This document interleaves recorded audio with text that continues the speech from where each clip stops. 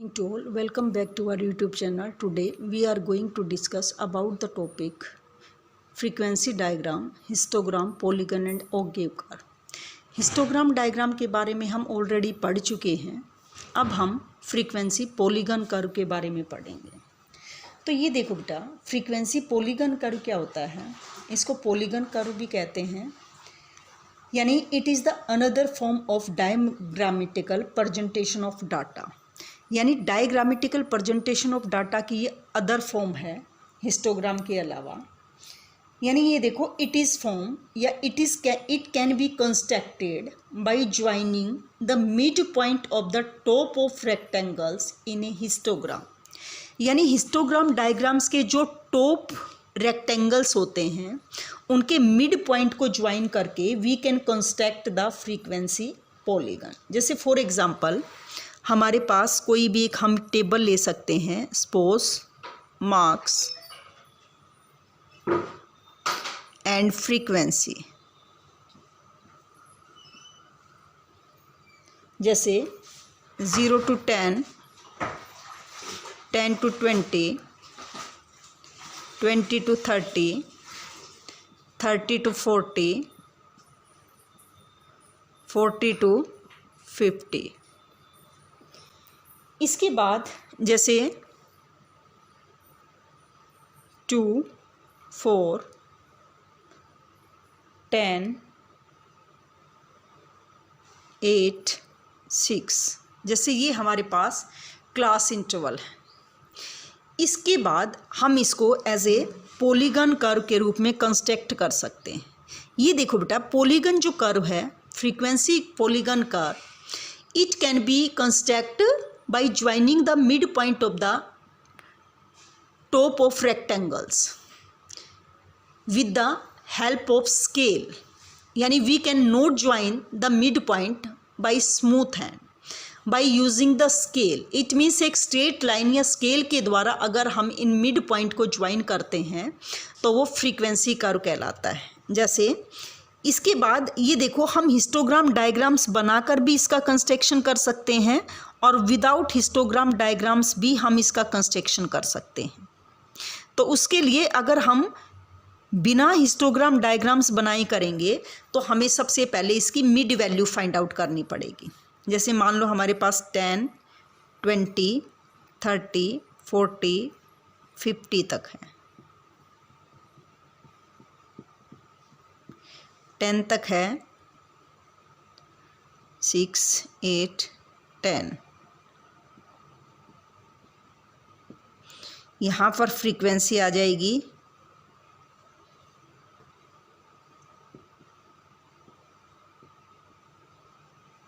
और यहाँ पर मार्क्स। तो ये देखो बेटा, जैसे 0 to 10 हमारे पास 2 है, 10 to 24 है। इनके बीच में गैप नहीं होता क्योंकि ये एज ए क्या होती हैं, कॉन्टिन्यूस सीरीज होती है। इसके बाद ये 10 है, यानी एज ए स्केल का यूज़ करते हैं वैसे तो हम इसमें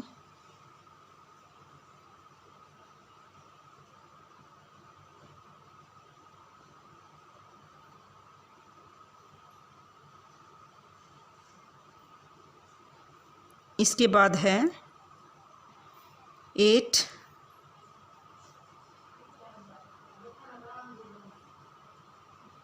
6। अब ये देखो बेटा, इसके जो टॉप पॉइंट हैं ये इसके टॉप पॉइंट हैं। टॉप पॉइंट के रेक्टेंगल के टॉप के मिड पॉइंट, इनके बीच की वैल्यू ये। अब इनको जब ज्वाइन करेंगे तो हम स्ट्रेट लाइन के द्वारा करेंगे, बिल्कुल स्ट्रेट लाइन, स्मूथ हैंड से नहीं करेंगे, राइट। फिर इनको एक्स एक्सिस और वाई एक्सिस के साथ टच करवा देंगे, ये आ जाएगा। तो ये आ जाएगा हमारे पास as a polygon curve, right. Polygon curve, ये देखो, the area under the histogram is equal to the area under the polygon curve, यानी पॉलीगन कर्व के बीच का जो एरिया होता है वो हिस्टोग्राम के इक्वल ही होता है, उसके इक्वल ही कहलाता है। अब देखो, अगर हम विदाउट हिस्टोग्राम डायग्राम्स कंस्ट्रक्ट किए भी हम किसका कंस्ट्रक्शन कर सकते हैं, ऐसे पॉलीगन कर्व का कंस्ट्रक्शन कर सकते हैं। कैसे? यानी उसके लिए हमें यहाँ पर मिड वैल्यू निकालनी पड़ेगी, इसकी मिड वैल्यू फाइंड आउट करनी पड़ेगी। और मिड वैल्यू कैसे फाइंड आउट कर सकते हैं, यानी यहाँ पर हमें इसकी मिड वैल्यू क्लास इंटरवल की 0 to 10 5, 10 to 20 15, यानी lower limit plus upper limit divided by 2।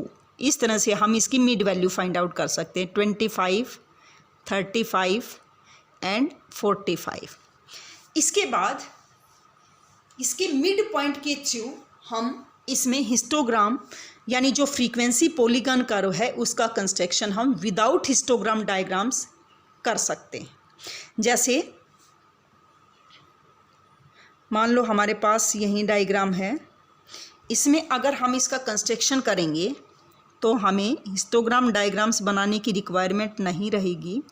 जैसे वाई एक्सिस 2 4 6 0।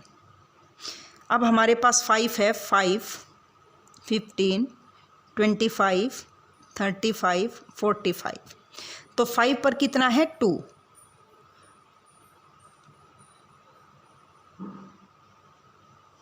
35 45। 15 पर कितना है 4, पॉइंट प्लॉट करेंगे। 25 पर 10, 35 पर 8, 45 पर 6। अब इन पॉइंट को हम स्ट्रेट लाइन के द्वारा ज्वाइन करेंगे।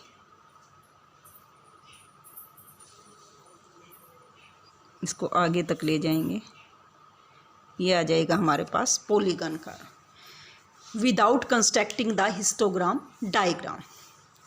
तो इस तरह से हम एक एग्जाम्पल के द्वारा इसको प्रूव कर सकते हैं, क्लास इंटरवल के द्वारा प्रूव कर सकते हैं। विदाउट हिस्टोग्राम डायग्राम भी इसका कंस्ट्रक्शन कर सकते हैं, विद हिस्टोग्राम डायग्राम्स भी इसका कंस्ट्रक्शन किया जा सकता है। अब देखो बेटा, इसके बाद नेक्स्ट है हमारे पास जो सेकंड इसी का आ जाता है फ्रीक्वेंसी पॉलीगन में, एक होता है frequency curve. Frequency curve, frequency curve और फ्रीक्वेंसी पॉलीगन में क्या डिफरेंस होता है, ये भी सेम डेफिनेशन होती है। यानी ये क्या होता है, it can be constructed by joining the mid point of the top of all rectangles in a histogram bye joining the smooth hand. ये देखो, इसमें हम स्केल के द्वारा ज्वाइन करते हैं, लेकिन फ्रीक्वेंसी कर्व में we join all the mid point with the help of the smooth hand. यानी बिल्कुल फ्री हैंड के द्वारा इसको ज्वाइन करते हैं। We does not use the scale, यानी इसमें हम स्केल का यूज़ नहीं करते हैं।